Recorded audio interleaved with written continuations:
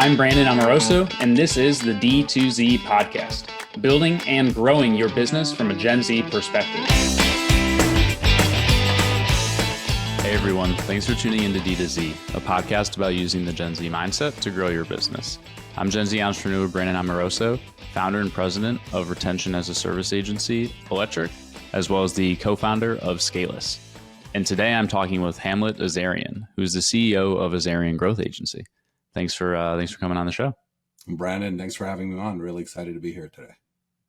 So before we dive into things, can you give everybody just a brief background on yourself and what you've done up until this point? No, of course. So we've been working with venture-backed startups for the last decade and a half or so. We come in when we help develop go-to-market strategies and go-to-market teams, and we work in a variety of spaces from SaaS to e-commerce to D2C, you name it, we've kind of operated in it. And we help develop the initial go-to-market strategies, allowing the founders to be focused on the core product itself. And what are a few of the, let's say, companies that you've worked with over the past 10, 15 years that our audience might be familiar with? There is a company called Camino Financial, which is a B2B lender, came in early on and helped build and scale up their team. It was me and the initial founders. They recently got acquired via a merger. Another company that we were also involved with was called Disco. They are an ad tech platform. A third company we helped as well was called CBDFX, which was in the early days of them figuring out their overall e-commerce strategy and their go-to-market strategy. We came in and helped provide guidance on their SEO strategy as well as their analytics platforms. What got you into this business to begin with? And what gave you the entrepreneurial bug? Great question. I think it's something that has always been with me since I was a little kid. I've been always curious on working and helping other people, and that naturally led to continuously seeing problems. And then that led me to join the USC Entrepreneurial Program. And now I'm dating myself or aging myself. This was roughly around 98, 99. At the time, .com was a new thing. And my business plan, which we had to do back then, we weren't doing pitch decks, we were doing business plans, was around the concept of basically building what would become similar to like an Uber Eats or a Postmates. We called it Hungry Fingers.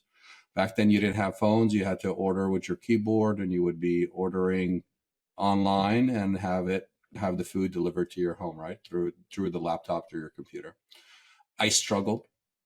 I did not know anything. I was way, way, way, way too early for me as a leader, as an entrepreneur, right? I tried. I did try to actually do it. I failed miserably. And then that eventually led me to start working for what felt like an entrepreneurial program, which was at Robinson's May in their executive training program as a buyer. And I started learning about retail. I started learning about more or less commerce. I started learning more about just consumer behavior as a whole. And I started falling more in love with the idea of, all right, can this new skill set that I'm developing later on be transformed into something else? I then came across that I did that for several years, 4 or 5 years or so, right? At the same time, I tried my own business. I failed again. So this was my second complete disastrous failure. This time it was on a company called Lightheaded.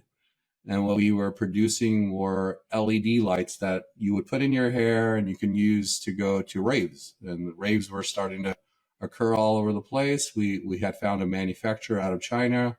We started creating these LEDs. We started going to trade shows. It actually, in the grand scheme of things, was an incredible lesson for me because the product itself sold really, really well.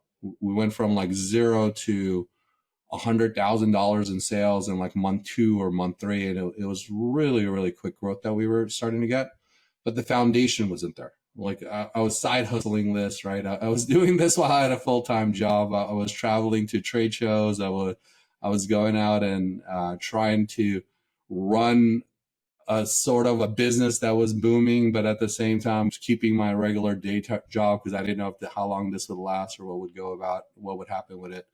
And that also ended up getting to a point where it was just not sustainable. I ended up shutting it down. But it taught me incredible lessons that that the foundation of the business is really, really important, and understanding the strategy of where you're taking it. Early sales might not necessarily mean victory for you in the long run if you don't have everything put in place, from your logistics, from your operations, from your inventory management, and so on and so forth. And then lastly, eventually, as I did these two things, I wanted still to get into the startup ecosystem. And I started meeting, this is now, I'm fast forwarding another decade or so, a gentleman, I was a buyer at Saks Fifth Avenue at this point, and then there was a story of a gentleman named Tony Hsieh that kept on coming up over and over again. And he was the founder of Zappos. And I heard literally his story through my colleagues, right? Like here I am, here is a guy who was also a buyer, right? He was also a founder of an online company. And here I was, a buyer at Saks Fifth Avenue and of a traditional large retailer. And I was hearing stories of him showing up to the showroom with a box and a camera, taking photos, and then literally listing the products online, literally starting to sell inventory. I was like, man, something's off here. Oh, what I'm destined to be doing, someone else is doing right there, right in front of me. And that was, I think, a moment for me where I'm like, okay, I need to get back into the startup ecosystem. I need to get back into entrepreneurship. So I left Saks. I went full throttle into getting back into the ecosystem. And that was probably the best decision I made. And that has allowed me to transform into where I am, where I started initially as a growth advisor, had opportunity to work for 2 or 3 really, really amazing companies. And now we have a growth agency where we're partnered with VCs as well as different startups themselves, and we're helping develop their go-to-market strategies. What were some of the learning lessons from your first companies that you weren't expecting and came as a surprise? Some of the gotchas. Oh, great question. So let's see. So from the lightheaded company, let's start with the one I started at USC, right? The Hungry Fingers. Hungry Fingers. Yeah. I made technology feel like it was simpler than it really was. I think it was like one of those things where I'm pretty good at the computer, I'm a self-taught programmer. So I'm like, I could try to figure this out. I mean, how complicated can this be? And then when you actually got into the doing of it, you're like, oh, wow. The learning curve and the time and the iteration cycle that it takes to get this going was just too much. And I knew at that point that I was not ready at all for it, right? So that was one important learning lesson early on, that you need to make sure before you go out and just start getting and we actually got our first customer, by the way. So we literally had gotten a customer who was interested in working with us. They were willing to start paying us, but we hadn't built the product out fully. So we're like, at least you need to get to an MVP. You need to get to a base bare point of a component that you're not selling an idea, or you're not selling the idea of something, but you need to get a working prototype that actually, when you go and sell the customer, it doesn't feel so daunting that you can't actually produce and build it. So that was lesson one. Lesson one also in that was surround yourselves with the skills that you don't have pretty quickly. Like I did, as much as I knew about engineering, I wasn't fully ready yet. As much as I knew about marketing, I wasn't fully ready yet. I thought I knew it. But I was not there. So it's really, really important that you're never going to know everything. You're going to always be learning, and you're always going to be learning not by yourself. You're going to be learning as a team. And the more you are surrounded by advisors, the more you are surrounded by incredible team members, the more you are open to asking questions, taking information in, and then trying to apply it. That's when the learning curve will occur. On the lightheaded one, I think sales can hide problems that you just don't see. So it's the opposite side of the coin. It's like when you're really like cranking and you're really moving a lot of volume at a really, really quick pace, there's things that you're just not ready for. One of which would be inventory management. One of which would be, how do you keep track of all of these receivables coming in and going out, quality all control, the not sexy stuff, all the not sexy stuff, quality control, like the list goes on and on and on, right? Like supplier relationships. Do you have it really embedded where your product all of a sudden is not going to show up in the market? You're like, God damn it. I finally got this thing to sell. Now everybody else is selling it. What happened here? What's going on? Like all of those things that you don't necessarily think about can really start biting you when you have an incredibly successful product and you didn't do a great job of protecting it early on. So that was what I learned in that process. And then working with some of the startups, it's really been be open to the market. Really, I think if you look at the successful startups I've been with, it's we all don't know the answer, and the only person that is actually right is the customer, right? So it's how much are you willing to listen to the feedback, direct or indirect? Most of the time it's indirect through data on what are they trying to tell you? Do they actually appreciate the value proposition that you're proposing to them? And from that, what are you learning and what experiments are you running? And at what pace are you running these experiments for you to be able to learn and have scientifically proven data that suggests that this is the right path, and then really, really pushing and going after it? Yeah, I think that indirect feedback is really critical because more often than not, your customers won't explicitly tell you what they want or what they're upset about, or that's not it is much harder to be able to extract that from people. And it's the same way when you don't ask your friends or family to look at your product and to give you feedback, because you're not going to get real feedback. Oh, they all love it, right? It's like the best product in the whole wide world when you ask. Exactly. I mean, this will never fail. How could it? I mean, but then you're showing the product to your mom, so not exactly the best stress test that you could do for it. Yeah. So the best, at least of what we learned, is just put up a landing page, right? Like literally put up a landing page, even if you don't have the product built or don't have any inventory in it or anything of that sort, and just run a small test. Run a small, really hyper focused test. Both on, get the traffic from Instagram, get it from TikTok, wherever you want to get the traffic of, depending on who your audience is, and see how do they react to the ad creatives, how do they react to the value proposition on the landing page, and then pause it. Like literally, like if you see positive signals and you have a really good early read, right? So like you're like, okay, cool, they appreciate what this is all about. I have a really high click-through rates. I have really good conversion rates on the landing page. And that should be enough for you to then say, okay, I want to invest in whatever the SKU is, whatever the software platform is. It's been kind of one of the little hacks that we've been using over the years to get smarter before we heavily go into something. Yeah, like, test before you make the big bet versus making the big bet and then being surprised about what the result ends up being. Exactly. Yeah, I think, getting a product out into market sooner rather than later is incredibly important, because, you can sort of exist within an echo chamber. Even if you are bringing in other people to look at it, it's a whole lot different to get, an external party to start paying for something and to actually use it. And then once you have that feedback loop, I think things get a lot easier. I think it's actually a lot harder to get it to that point.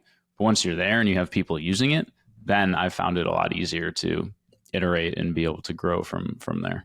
Yeah, and at that point, just keep on getting them to use it, right? How do you get to use it more? How do you extract more value for them to the point where they want to tell their friends? And how do you encourage and reward them to be able to do that? So like that also is a whole set of challenges on its own for growth, but it's a much more enjoyable part of the problem versus the initial part of like, are they even going to use it? Yeah, definitely. What are some of the things that you've had to deal with when it comes to like building teams? And are you fully remote, or are you in office? Great question. We're fully remote. We are now 25 people, and man, it's been a challenge. So the agency itself started in the middle of COVID, and so we were naturally had to be remote because we started during COVID, but Mm.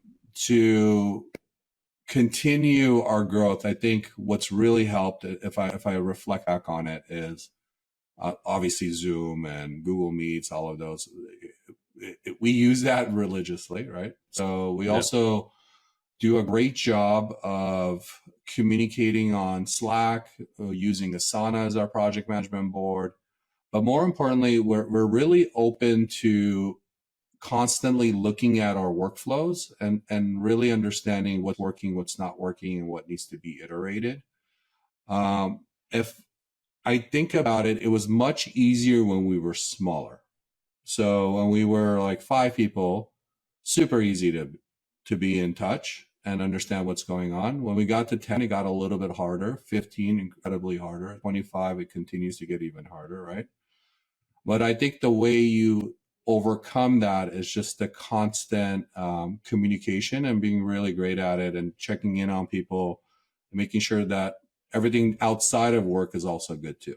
Like what's going on outside of work? How are you doing? You know, what are you up to? How was your weekend? All of those normal conversations you would have in the office, I think sometimes gets lost in a remote environment because everyone is just so like, all right, it's the meeting. What's the meeting about? And you just want to get the meeting done so you can go back to Yeah. doing your thing, right? But I think it's equally as important in a remote situation. Yeah, I think the like having some sort of a culture is very difficult remote first. I've found it's been harder than when we are all in office together, getting to go out for drinks or dinner afterwards, like things like that. Um, do you do anything around like bringing the team all together in person and stuff like that, or? Yeah, so most of the team lives near each other. So most of my team is based in Armenia, which is an Eastern European country. So they all live within a few miles of each other. Oh, But uh, I would have loved to tell you that they get together more often than they should. I encourage them to get in. If they're listening to this, you guys need to get together more. I keep on telling you guys this. So what they did, which was incredible, is in the summers it's really beautiful there. So like in the summers they try to do half days where they'll go to the park, right, and hang out. hmm. Wintertime when I'm there, we all try to work together at co-working spaces, or we go to restaurants and start to build our bond together even more. The smaller teams do coffee time or coffee and dinner time together, and so on and so forth. So I do encourage it. It's really important to do that. The It's ironic though, even though everyone is so close to, I don't know if we will ever go back to, I try to think of like the workforce and what my son will have to go through. I think the workforce of the future will be what it is today, which is, I think the closest thing we'll get to is sort of like a hybrid world, like where people, there is an office. It's sort of Yeah. like a co-working office. People can go in when they want to go in. There might be some hours that on certain days everybody's got to go in, right? It's like the meeting days, right? Like we'll learn that it's much more efficient if we're all together in one room talking through the stuff before trying to do it on Zoom. But I don't foresee a world where people are not working remotely or working from wherever they want to work. I see that continuously occurring. Just the benefits outweigh it for everybody, for both the employer as well as the employee, right? So like being able to, for example, one of our team members was traveling and they wanted to be able to work out of Dubai. Yeah, not an issue. You Mhm. can go to Dubai and work from there if you want to work from there. You get to be with your husband. You get to see the country, and at the same time, the few hours that you got to get things done, you execute on those, the meetings that you do, and the rest of the time you're working at your own schedule. Totally fine, not a problem at all. And I think that's where the world will evolve to, if it hasn't already. Yeah, and I think employers are benefiting or starting to see the benefits more and more of things like nearshoring or um, things like that. Where my new business, we have 4 people here in Miami, but then we've got 18 in Brazil, of which those 14, like 14 of them are within 15 minutes driving of one another in the same like little region. So it's still kind of a hub approach, but we are technically a distributed team. and it would be like, fully remote, but we'll definitely move towards that hybrid model where, you're going in and out of the office, at least in some regard, because I just enjoy, getting that person to person interaction. And I think it's pretty valuable, but I also think it depends on the, how long the business has been around for. Like, you've obviously been established for quite some time. We're just getting this one off the ground and running. So I think it's pretty important for people to be in person at that inception stage in a way that it probably isn't, if you're Google or something like that, to use the opposite extreme. Yeah, one day, right? One day we will be Google. Yes, one day, one day. Only in like 3 years though, not too long. Not too long, not too long. No. Yeah, exactly. Well, what are you excited about the most? You obviously work with a variety of different companies at your business, so you must see a lot of different types of software companies come across your desk. What are some of the more like interesting uh, trends that you're seeing, or things to look out for going into next year that you think should be top of mind for people? A great question. So the companies we work with, even though they're software companies, they're regular businesses, right? So it's the utilization of solving problems that what they do. So what I'll tell you, what we as an agency overall are really excited about. 4 years ago we got into AI. So if people know their AI timeline, that's roughly when OpenAI released their endpoints, right? So that's when we got into it, and so we started playing with that super early on. And I think we're just at the really early stages of what all of this is going to do, right? So what we're playing with in this new iteration of the multimodals is video components of it, and it's phenomenal. Well, like how far you can get with video now, and what are you able to do there. In addition to that, like I don't know how much you've played with the image recognition of the modals now. It's like the world of augmented reality is going to be scary. The world of where we have glasses on and we're walking, or even contact lenses, and our eyes are able to search and find and get information and showcase that to I don't Yeah. even think that far away. I literally think for maybe 5 years, maybe 10, something crazy has to go for it to be 10. I really think we're like 5 years away from this, where we're all walking around with these glasses. I mean, Ray-Ban's trying with their, Meta glasses, and Google tried a few years ago with their version of the glasses, and obviously Apple now with the Vision Pros. But this whole world of augmentation is exciting for me. What other things that are we like nerding out on? Also, we're definitely nerding out on the full utilization of being able to use tools like Clay, which we love. So what we've noticed is the new level of AI application software where it's smart enough to pull in different data sources and really get as close to the level of marketing or personalization of one, right? Like where it's able to understand, what did you just post on LinkedIn? Go read and process that, and be able to tell you or suggest to you as an SDR or as a marketer what would be a good approach for this particular person, all the way to the level of one, right? So you can templatize it, you can sequence it, and the messaging doesn't feel like the generic sales pitch. It feels like much more like, hey, I noticed you went to USC in 1999. By the way, I went to USC as well. It already starts the early phases of what a normal conversation would be to build a relationship. So it does feel like you've spent some time researching them versus just, putting them in a queue and starting sending emails out. Yes, the bar has been raised pretty substantially, I think, when it comes to cold outreach and things like that, from because of AI, and also with AI, the volume is so much higher than it was even So much higher. So 4 years much ago. Yeah. I mean, I just get emails and LinkedIn's literally 24/7, and I don't know if I've replied to a single one in the last like year and a half.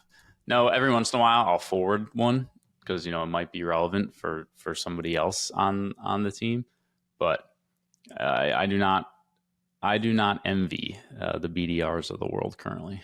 No. And what's interesting is the simpler ones are working, right? Like literally the just add them and then say, hey, you Hmm. want to connect. Like a simple thing of having a strong profile and connecting that way seems to work better. And then actually having a message that's very, very not even sales at all, like more like, hey, cool. Hey, read your post about this. Really interesting stuff you said here. Look forward to getting to know you better. That's it. Yeah. Like as simple as that is more than enough for them to re-engage and saying, hey, thanks, man. Nice to meet you. And then you begin the conversation. Oh, cool. Hey, you want to grab coffee in the next week or two? Here's my calendar. Feel free to grab one. Like as casual as that seems to be the approach that we're using with a few of our clients. That seems to do really well. Yeah, we actually we launched a podcast underneath one of the subsidiaries of the new business, and I didn't even think about this necessarily when we first launched it, but it's essentially like a sales engine for the people that are coming on that particular podcast, because it's all about HR and early careers and internships and things like that. And the people that are speaking on the podcast with me are the ones that we would actually be selling into, like our main software. And so, we're talking to, like, we had somebody on from Uber a couple of weeks ago. Our software can't support Uber at this point yet, but also Uber would never even talk to us unless we had that podcast. So we're seeing that more and more, where it's almost like a soft sales approach. We're getting more of that brand awareness, that recognition. And then, inherently in our 30-minute conversation that I have with them, the topic of, what the hell are you doing comes up. And then, you have that conversation, and you already have that face-to-face interaction too. So when you do reach back out, 3 weeks later, hey, do you think we could do 5-10 minutes and I'll show you what I've got going on?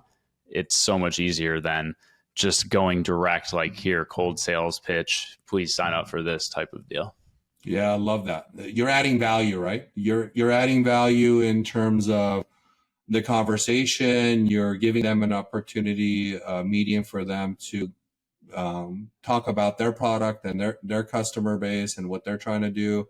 You're help Yeah. promoting them, but at the same time, you're building a relationship. And if it that is like the proper way of doing B2B sales, right? Like, so that's one avenue of it. Another way would be similar to like inviting them to a webinar, if you were to host a webinar or a fireside chat, or if you were to do an in-person event at a conference, or ask the conferencer, hey, I want to be able to host a fireside chat.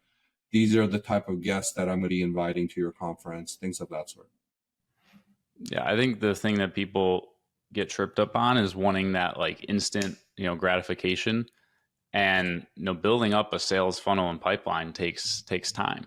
And I experienced that the hard way with the previous business, because um, we would go on these really big tears of outbounding and getting meetings booked, and then we'd start doing those meetings, but then we'd stop the outbounding. So then once that meeting period ended, and then you're like, oh shit, here's 3 weeks of nothing because we didn't keep the engine running. There's a lag to when you start and when you actually start to see things begin to trickle in. So you never want to be in a position where you want, like, I need a sale tomorrow. This is not going to happen. You need a sale in 3 months. Great. Let's get things going. We can, have it be running and have that in a good place. But that definitely happened a couple times to me in the previous business. And because you're just doing too much too. Like, there's only so much that could be done at one time. There's only so much one person can do, right? So this is where this is a common problem, by the way. So this is a common problem for B2B companies. This is where you start thinking about how do you break up and delegate certain parts of the sales process. How do you introduce an SDR into the process that can begin the initial sales process? How do you improve overall the sales cycle, right? Like, does it take, if it takes 3 months, why is it taking 3 months? Is that the natural part of the sales cycle? Or is there something that you could be doing that can speed it up from 3 months to 2 months, from 2 months to 1 month? Mm-hmm. Something that you're missing in your presentation that's forcing it to take 3 months? Things of that sort that you need to like think through. Is there an early soft sale you can do that's not necessarily the big purchase? One example would be if you're selling like a $10,000 a month software, can you sell them sort of an audit? Hey, can we come and just do a tech audit for you and kind of let you know what we see overall in the process? The audit's going to cost you $2,500 to $5,000 or whatever it is. We have to do it anyways, right? Like you're going to have to do this when you start with them. That at least it gives you an entryway into really understanding the business early on, building the relationship even more, getting paid for it, and then be able to sell the bigger enterprise solution you want to sell at the tail end of it. Yeah, and I think that enterprise sales motion is so much different than what it looks like for SMB or self-service products or things like that. And you know, just because you're good at one doesn't mean that you're good at the other. And there's so much more that goes into selling an enterprise business than goes into selling like an SMB. Yeah, we have two different playbooks. So we break it down into B2B, so which is the enterprise level, which is the bigger ticket, and then the B2C, which is the consumer facing one, which is typically much shorter ticket, faster, less decision makers involved in the process, right? On the enterprise one, there might be a whole committee that needs to make a choice, where on the B2C, you're really selling to the consumer or you're selling to the business owner, that it's the one person that you're selling to. And it's a much more of a try, let me see if this will work, versus, all right, this is a big undertaking. I need to get X amount of people to buy into this before we make a choice on it. That makes sense. That's something that we haven't had to tackle yet, and we will at some point, and that'll be an interesting path for us to embark on.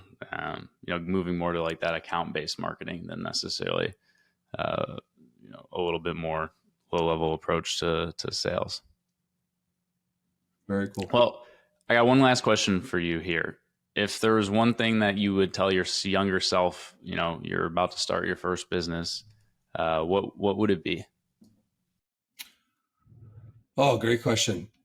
Things take longer than you anticipate is probably the best thing I would, and I have the least amount of patience. So this is a good thing for my younger self to be hearing. Even though you want it to be done tomorrow, it most likely will take a week. And if you want it to be done in a week, it will most likely take 2 weeks. If you want it to be done in 2 weeks, most likely a month. So just be ready for the natural cycle of things, especially when there is so much going on in growth organizations and growth companies. And nothing will ever be done perfectly. So get ready for a constant world of imperfection and iteration is what I would tell myself. Like, I have a tendency to want it to have it just right, just great, just perfect. And it's totally fine if the landing page is not as great as you want it to be, or something is broken and you're launching with it knowing it's broken. All these are, it's a better form of learning by just releasing and fixing, releasing and fixing, versus trying to get it perfectly done, then releasing. I think there's some saying like perfection is the enemy of something that I'm blanking on, but it goes in that same vein, where you have to be able to ship things without it being 110%, all buttoned up. And I agree with you on the timing, 110%. I mean, especially now being on the software side. And the agency was a little bit different because, I could brute force things a little bit more. On the software side, I'm really at the mercy of our development team and the trials and tribulations that go with that. And having a roadmap and having ownership of said roadmap, there's like a million things that, I want done today. And that's just not the reality. Exactly. Well, I appreciate you taking the time and coming on today. But before we hop off, can you let folks know where they can find you online? Yeah, of course. You can easily get a hold of me on LinkedIn. Just go there, Hamlet Azarian, or you can go to our website, Azarian Growth Agency. Awesome. Well, I appreciate it. For everybody listening, as always, this is Brandon Amoroso. You can find me at brandonamoroso.com and scaleless.ai. Thanks for listening, and we'll see you next time.